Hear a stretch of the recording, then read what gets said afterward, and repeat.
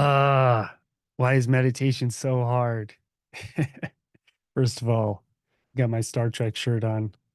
I want you to live long, prosper, and find inner peace. Welcome, my fellow nerdy meditator. When I was younger, because I'm so old, when I was younger, I used to do a lot of Vipassana meditation retreats, 10-day silent retreats, and they were painful. If you haven't done one, I do recommend them. They're free. They're really fantastic. Dhamma.org, DHAMMA.org. They're in so many countries. Anyway, they are painful.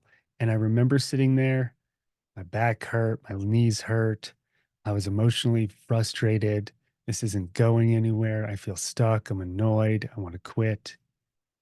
And I realized I would go through those almost waves of resistance.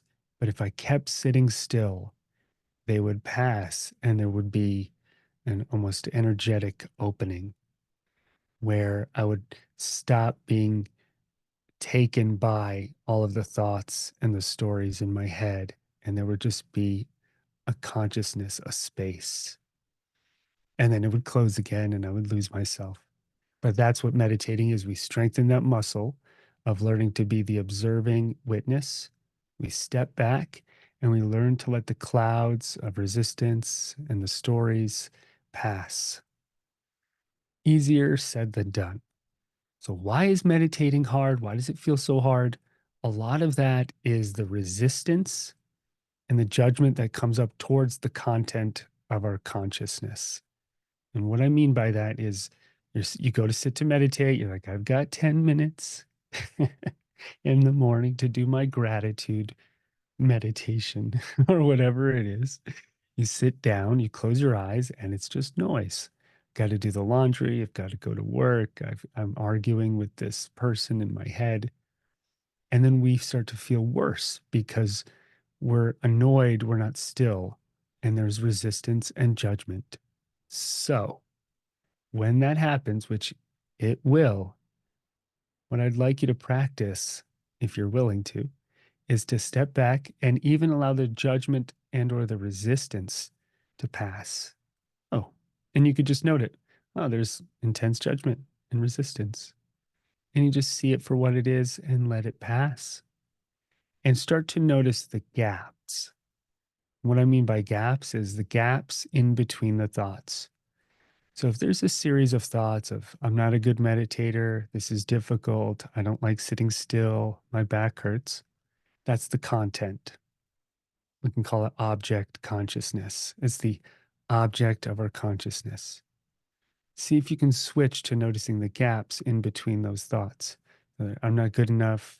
I don't like sitting still. I need to do other things. So between those three thoughts, there's two gaps. Notice those gaps. Even as I'm talking, the gaps in between the words that I say. And you start becoming aware of the space around the content. As you do that, the gravitational pull, the seduction of the thoughts and feelings and of the content will have less sway over you over time. The more present you are with that space and with those gaps, the less pull there will be. And then eventually you pass through a portal. Let's say you pass through the resistance and you're just present and at peace. And you've done nothing, you've figured nothing out. It's odd. It's sometimes just clicks, it just pops. And then here you are. You might call it an awakening moment. You're present. And then again, you lose yourself. And that's meditating. But that's how you build the muscle of being mindful, of being present by being aware of the gaps and the space. And then we'll get to the actual content later. Underneath some of that resistance towards thoughts and feelings, the resistance towards the moment, there might be deeper layers of pain, just a fundamental resistance towards who you feel you are, towards the human condition itself, towards impermanence and death. That, like, oh, why is life painful? And even with that, we learn to be present and accepting and in reality. And then we start to pass through that portal. So, a lot of the reason meditation is hard is your resistance towards it and towards the content of your consciousness. So, that is my homework for you. Sit in meditation, notice that resistance, and be aware of the gaps. Let's start there and see if you can actually enjoy meditation. Don't hold yourself hostage sitting still.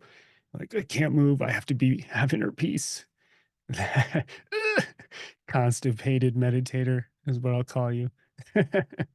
That's how we'll end this video. All right, constipated meditator. I'll see you next time. Live long and prosper. Love you. See you soon. Enjoy meditating.